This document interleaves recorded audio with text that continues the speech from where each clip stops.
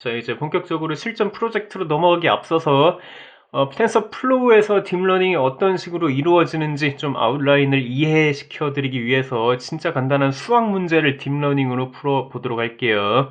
자, 이런 문제를 풀 거예요. 자, 키라는 데이터가 있다고 칩시다. 제가 이제 사람들 지나가면서 이렇게 물어본 키 데이터입니다. 이렇게 여러 가지 키 데이터들이 있어요. 자, 그리고 그 사람의 신발 사이즈를 또 조사를 했습니다. 그 사람의 각각. 자, 170짜리는 신발을 260을 신는데요. 자, 얘는 270을 신는데요. 자, 그리고 얘는 뭐 265인가 그거를 신고요. 자, 얘는 막 55 뭐 이런 식으로 신발을 신는다고 합니다.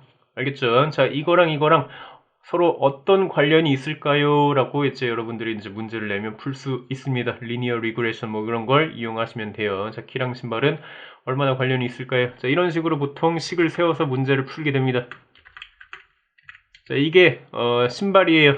신발 사이즈. 이게 키예요. 키. 알겠죠? 자, 이렇게 내가 키를 대입하면 신발 사이즈를 알 수 있도록 A랑 B를 구하면 되는 그런 문제입니다. 알겠죠? 자, 이런 그래프를 그릴 수 있겠죠, 그죠? 자, 여기에 내 키가 이렇게 있고요. 자, 그 다음에 여기에 신발 사이즈가 있어요, 그죠? 자, 여기다가 제가 조사를 한 10명을 했어요. 그랬더니 점이 이렇게 찍히는 거예요. 이 사람은 키가 170인데 신발 사이즈가 270이에요.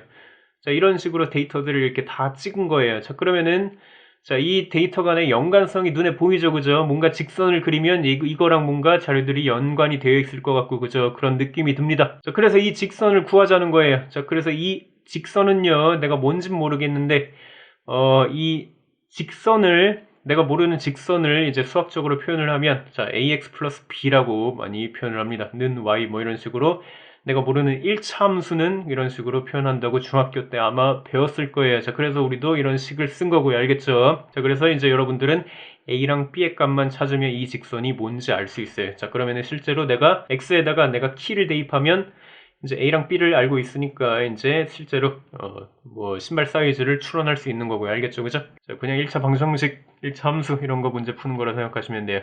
자, 이거랑 유사한 작업을 이제 딥러닝에서 한번 구현을 해 보도록 할게요. 자, 일단 가장 쉽게 하기 위해서 데이터를 하나만 있다고 가정을 해 보도록 할게요. 자, 키가 170이에요. 자, 그리고 신발은요, 신발 사이즈는요, 한 260입니다. 자, 이 데이터를 가지고요, 제가 한번 문제를 한번 풀어볼게요. 자, 이 사람이 키가 170이고 신발 사이즈가 260이면, 자, 그러면은 이제 이거를 예측하는 모델을 한번 세워보도록 할게요. 자, 신발은요, 신발 사이즈는 분명히 키 곱하기 뭐뭐 플러스 b일 것 같습니다. 자, 왜 이런 식을 세웠냐고요? 키랑 신발은 뭔가 연관이 있을 것 같아요. 근데 자, 어떤 식으로 연관이 되어 있을지 모를 때 우리가 그냥 이렇게 미지수를 이런 식으로 보통 관습적으로 표현을 합니다. 1차 함수를 추정을 하는 거예요. 그냥 얘는 이제 키에다가 얼마 곱하고 그냥 얼마 더하면 신발 사이즈가 나올 거다라고 이제 예측을 하는 겁니다. 알겠죠? 이게 제가 만든 식이에요. 이제 A랑 B, 자, 이 변수를 어떤 걸 집어넣어야 될지 한번 구해보도록 할게요. 딥러닝으로 한번 구해보도록 하겠습니다. 자, 이 공식 어떻게 구하면 좋을까요? 자, 일단 첫 번째로, 자, 이거를 딥러닝으로 학습시키기 위해서는 A랑 B의 정의가 필요합니다. A랑 B. 자, tf.variable 이라고 한번 써보십시오. 자, 이게 뭐랬어요? 텐서플로우로 변수 만드는 문법이랬죠. 변수. 정확히 말하면 W값 만드는 문법이라고 했어요. 자, 그리고 초기값을 내가 이렇게 설정을 할 수도 있고요. 그죠? 초기값 아무렇게나 이렇게 설정해 보시면 됩니다. 그리고 이 변수를요. 자, 이제 학습을 시킬 겁니다. 딥러닝을 이용해서요. 알겠죠? 자, 그러면 일단 요거 이상한 거는 주석 처리해 놓고요. 자, 한번 구해 보도록 할게요. 자, 이제 딥러닝을 어떻게 구현하냐면 이제 그 경사하강법 기억나세요, 혹시? 자, 그거를 이용할 겁니다. 자, tf.keras 똑같이 따라 치세요. 그 다음에 optimizers라고 한번 따라 쳐 보도록 하겠습니다.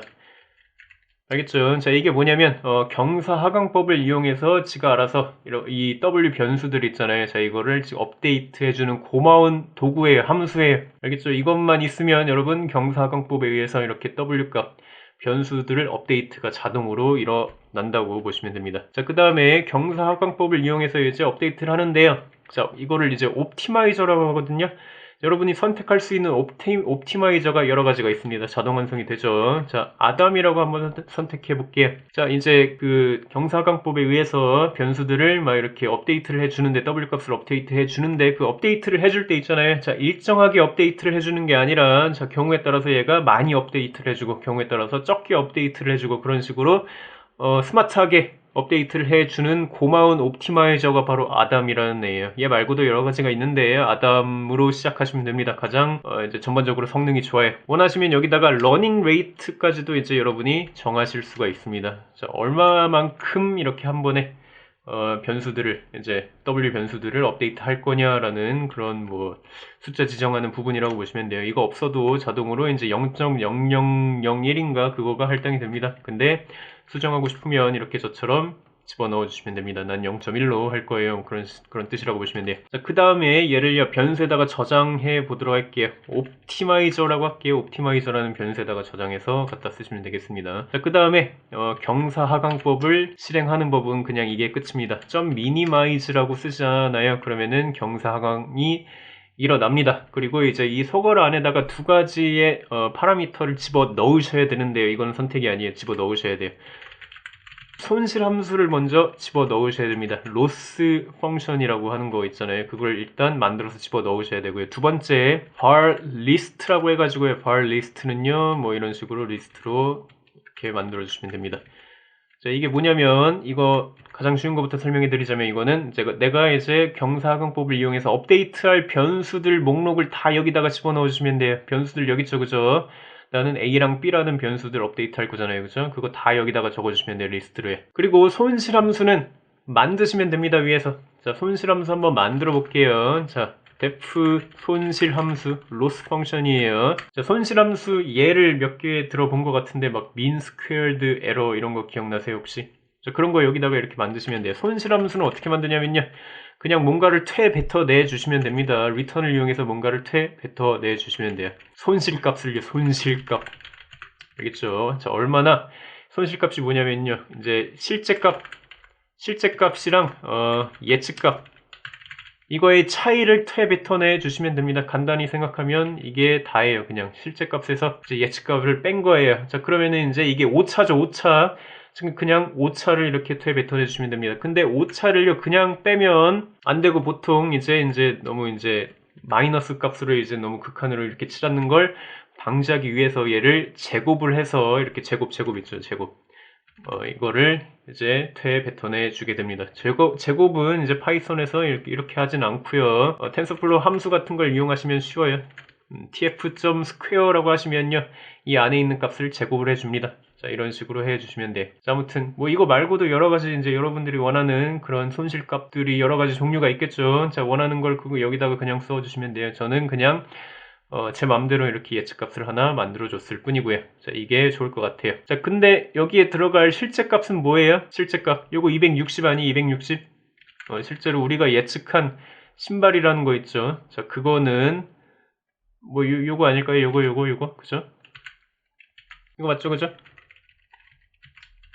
자, 이거를 이렇게 넣어주시면 될 것 같습니다. 자, 이게 실제 우리가 예측한 값이고요. 이거는 우리가 이제 실제 값이에요. 실제 값. 이거 두 개를 빼주시면 됩니다.